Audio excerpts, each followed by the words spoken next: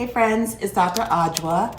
I'm a board-certified psychiatrist, certified lifestyle medicine physician, immunologist, and today I wanted to talk to you about why the holidays are so hard sometimes. The holidays are usually a time of lots of merriment for some people. We're all thinking about getting together, hanging out with friends and family, getting a chance to take a break from work. We're on holiday, on break, but for many people it can be hard. And this is something that I often see in my line of work as being a psychiatrist.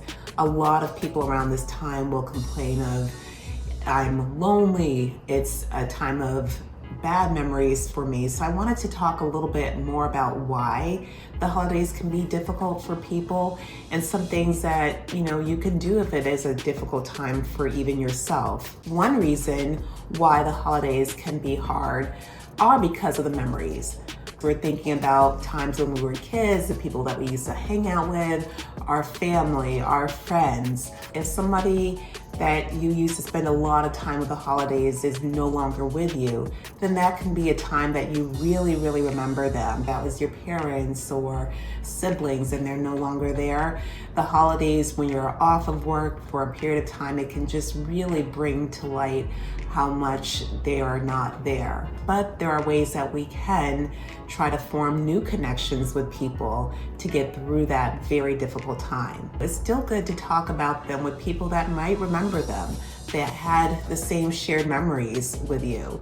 Maybe even doing some things that you used to do with the person that was there that has now passed might be important, whether that's making up recipes of theirs or playing some music that they liked, reminiscing on those good times. Try to find some new people that you can have a holiday memory with. You yourself can host a holiday party where you can invite the people that are special to you in your life over. Casually ask, hey, are you doing anything for people? I'm alone. Kind of put out a little bit of feelers out there that you might be by yourself. And a lot of people love to share the warmth of their family and friends with other people and might invite you over. Another reason why people can often feel really, down during the holidays is because you're actually around people that you may not like so much. I know, I said it. And what do you do when you are now having to spend time with people that might cause some anxiety? I would say still go into whatever gathering that you might face these people with a good spirit. You don't have to make the longest bit of conversation. Try to pump yourself up. You're going. There will be other people that you perhaps like to be with. When you encounter the person that you may not be so friendly with, maybe you can just say, hey, how are you doing? Family, how is work going? Hey, are you still doing this? Are you still doing that? Been pleasant, you said what you needed to say, especially even among family. That's really hard sometimes. There are often tensions within families, even with the best of families, and being around each other for an extended period of time can make that difficult, but try to go into it with the best spirit and not try to make anyone else's holiday bad because of the bad feelings that you might be having. Have the most amazing day. But even if you can't have a good one, don't you dare go messing up nobody else's. Another reason why the holidays can be hard for people is because of finances. Gifts, travel, celebration, and that all often requires spending quite a bit of money.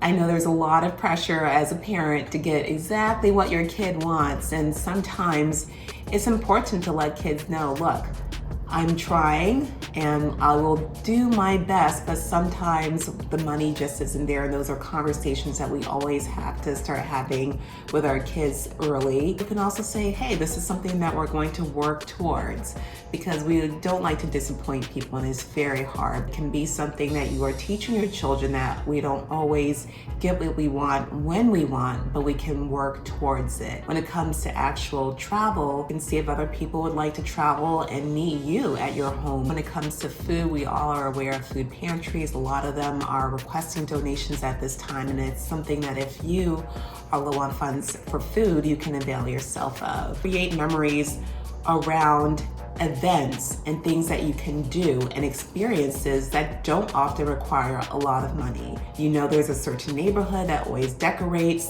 the houses very nicely. Make it a point, make it a tradition to drive through that neighborhood to see those lights. It doesn't cost a lot of money. There might be a holiday parade that you can go to that's free. Even decorating your home, that can be a whole experience. Make it a party. We have good music going on, things that are relatively inexpensive, making a gingerbread house, making cookies. I used to make these popcorn garlands with my mom growing up, something very simple, but those are such warm memories that I cherish. We would pick up pine cones when we would see them in the street, and then when it came time for Christmas, we would actually spray paint them and then use that to decorate different parts of our house. And that's a very, very relatively inexpensive decoration activity to do, but you're spending time with people that you love. Of course, as a psychiatrist, I have to mention there is also seasonal affective disorder. When we think of seasonal affective disorder, we are often thinking about feeling depressed during the winter time. From around fall to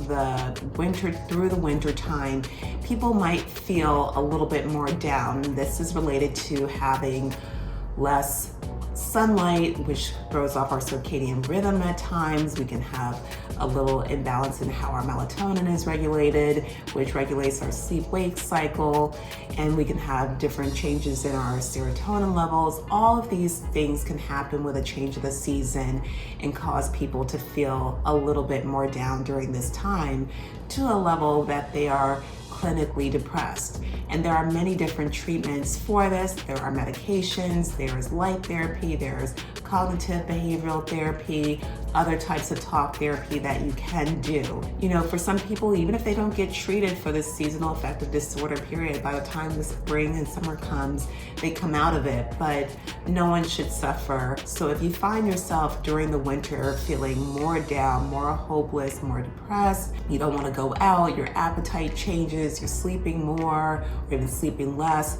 you might want to consider getting evaluated to see if you have a seasonal form of depression. Again, if you notice a change in your mood or how you're thinking, or you're getting impaired, it might help to speak to a licensed mental health professional that can help you with the symptoms that you're going through. Holidays, while it can be a time for many people to feel happy and look forward to and cheer, for some people it is hard, and I want to acknowledge that.